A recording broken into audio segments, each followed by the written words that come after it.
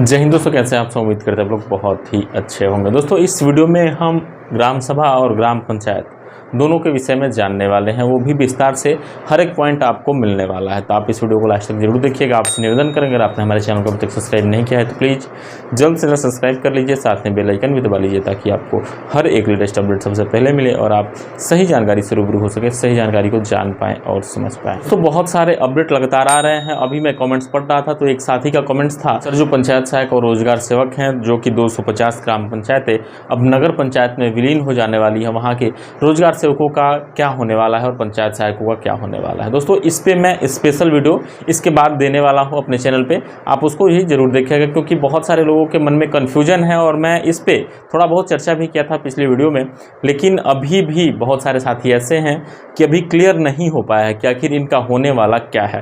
क्योंकि दोस्तों संविदा कर्मचारी हैं तो कहीं ना कहीं सवाल उनके मन में ये उठना लाजमी है, और कहीं ना कहीं जो भी ग्राम पंचायत के लोग हैं, जो भी ग्राम पंचायत के कर्मचारी हैं, वो अब नगर पंचायत में कैसे काम करने वाले हैं। आखिर नगर पंचायत उन्हें लेगी कि नहीं लेगी, या फिर उनको नौकरी से निकाल दिया जाएगा, ये तमाम सवाल उनके मन में आ रहे हैं। तो उस पर मैं वीडियो स्पेशली बनाऊंगा और कहीं ना कहीं उस वीडियो से आप लोग संतुष्ट भी होंगे। अभी आज इस वीडियो में हम समझ लेते हैं ग्राम सभा और ग्राम पंचायत के बारे में।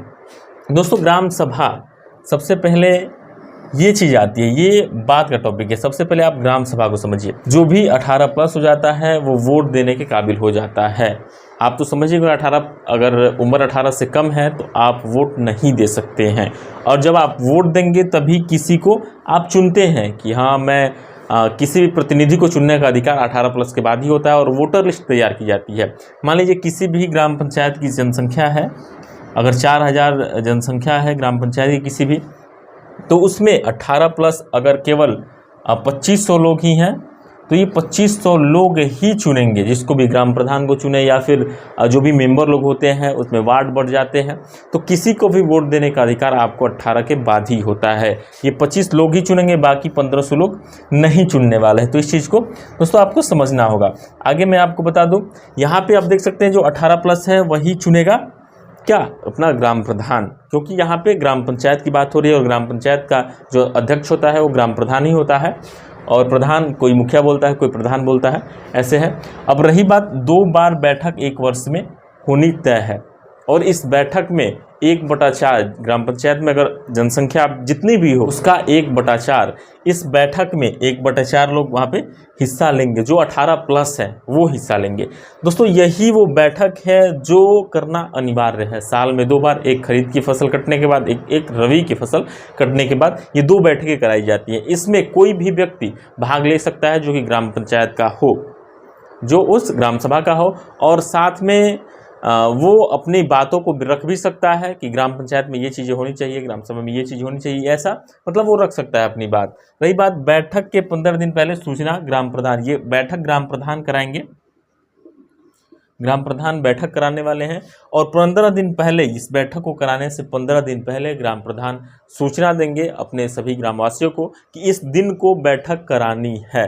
तभी वो उस दिन को फुर्सत निकाल के वहाँ पे बैठेंगे और जो भी समस्याएं हैं वो बताएंगे, या ग्राम पंचायत में क्या होना चाहिए क्या नहीं होना चाहिए, इस पे भी वो चर्चा करेंगे। आगे गाँव के हित में योजना बनाना, जैसा कि मैं आपको बताया, गाँव के हित में योजना जो ग्राम सभा की बैठक है उसी में बननी है, जो 1 साल में 2 बार बैठकें होती हैं। रही बात दोस्तों, जो सार्वजनिक संपत्ति है उसकी भी रक्षा करना सबकी जिम्मेदारी है। ग्राम सभा में जो भी व्यक्ति है उसकी जिम्मेदारी है कि जो भी सार्वजनिक संपत्ति है वो सबकी संपत्तियां हैं, वो सरकार की संपत्ति है कि आपके दिए हुए टैक्स के पैसे से ही वो सारा चीज़ लगा हुआ है।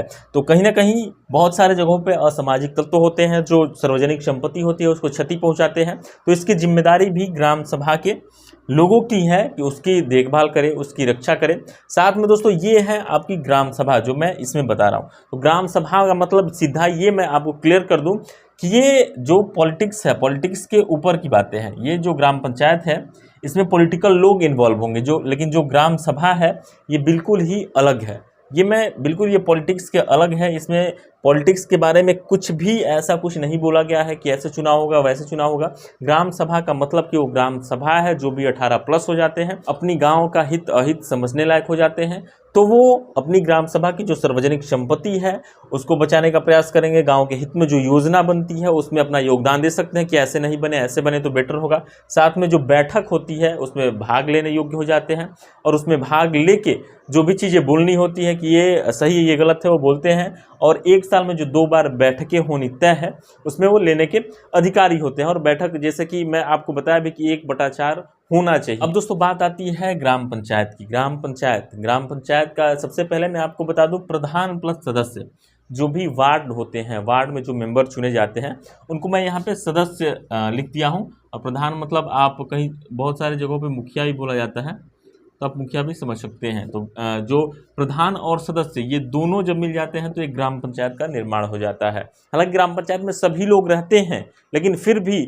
जो एक अध्यक्ष की भूमिका में निभाते हैं ग्राम प्रधान होते हैं, जो सदस्य होते हैं वो कहीं ना कहीं उनको भी, जो ग्राम पंचायत के लोग हैं उनको भी चुने होते हैं, तो वो भी ग्राम पंचायत में एक अच्छी भूमिका निभाते हैं। अब दोस्तों यहाँ पे 2 चीज़ होता है, प्रत्यक्ष और अप्रत्यक्ष। प्रत्यक्ष का मतलब ये है कि आप खुद किसी को वोट दे रहे हैं, जैसे कि ग्राम प्रधान को आप खुद वोट देते हैं, लेकिन प्रधानमंत्री को आप खुद वोट नहीं देते हैं। तो जिसको आप स्वयं वोट दे रहे हैं वो हो जाता है प्रत्यक्ष। प्रत्यक्ष का मतलब आप स्वयं वोट दे रहे हैं।